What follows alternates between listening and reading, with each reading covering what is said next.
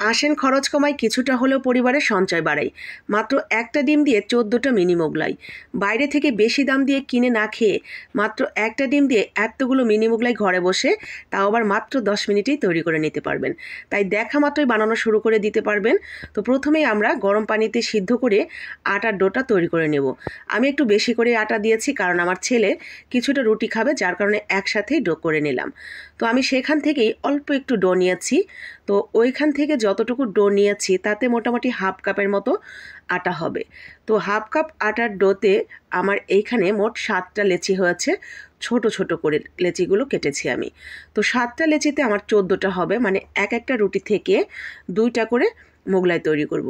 আমি আজকে এই মোগলাই যেভাবে শেপ দিয়ে তৈরি করা হয় সেই শেপে তৈরি না করে আমি সমোসার শেপে তৈরি করব। কারণ এই শেপে তৈরি করলে আপনি একেবারে মাত্র 2 থেকে 3 মিনিটের মধ্যেই এই 14টা মোগলাই ভরে নিতে পারবেন। এটা বলতে পারেন একটা সহজ টেকনিক। আর এই টেকনিকে যদি তৈরি করেন আপনার কিন্তু ব্যাটারও খুব বেশি লাগবে না, এদিক সেদিক ব্যাটার পড়ে যাওয়ারও কোনো ভয় নেই। জাস্ট আপনি হাতে নিয়ে এটা ভরে তেলের মধ্যে ছেড়ে দিবেন।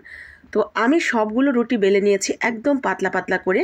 এরপরে মাঝখান থেকে 2 ফালি করে কেটে নিয়েছি। মোট 14টা হয়েছে, রেখে দিয়েছি এক সাইডে। আর এইখানে নিলাম একটা ডিম। এটি কিন্তু বাজারের কেনা ডিম।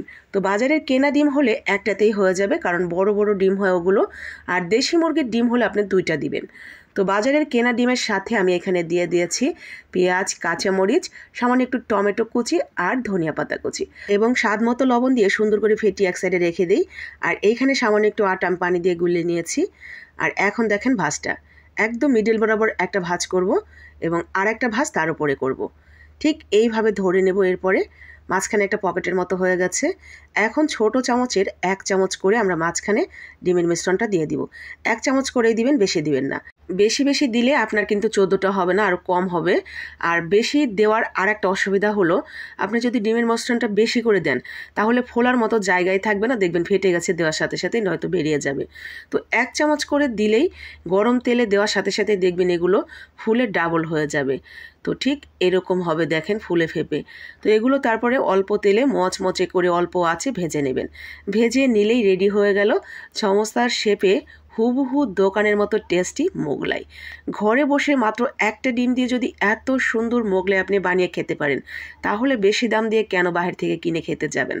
বাসায় বসেই অল্প খরচে মজার মজার খাবার তৈরি করে খান। এতে আপনি যেমন একেবারে স্বাস্থ্যসম্মত খাবার খেতে পারবেন, সেই সাথে কিছুটা হলেও পরিবারের সঞ্চয় করতে পারবেন। তো যাই হোক, ভালো লাগলে অবশ্যই বানানো শুরু করে দেন, কারণ এই উপকরণগুলো প্রায় প্রত্যেকের বাসায় থাকে। আর যদি মনে ধরেই যায়, লাইক কমেন্ট শেয়ার করে দিবেন, যাতে বাকি আপু ভাইয়ারাও দেখে বানিয়ে নিতে পারে।